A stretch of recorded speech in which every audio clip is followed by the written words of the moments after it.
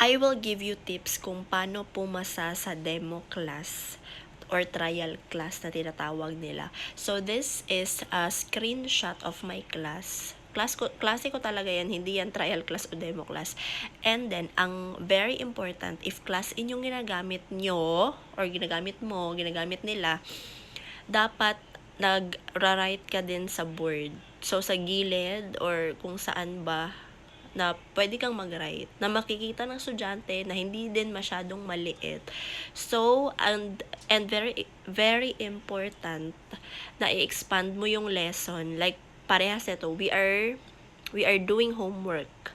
So, dapat, may follow-up question ka din na, how about you? Do you do your homework? Ganun. So, ikaw nang bahala kung ano ba yung tanong mo. Basta, relatable or connected dyan sa picture na yan.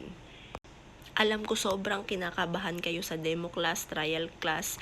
Natural lang yan, normal lang yan. Kasi ako din, nung nagsisimula ako dito sa ESL World, sobra yung kaba ko.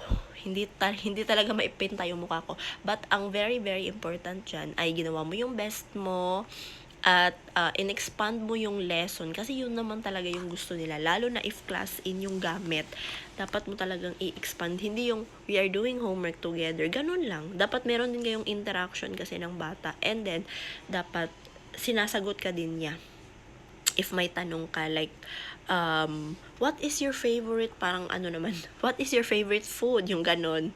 Dapat may din siya, may say din siya sa iyo, 'di ba? Hindi talaga pwede na ikaw lang yung nag-a-ask, ikaw lang yung sumasagot. Dapat yung bata din, kasi yun yung very, very important.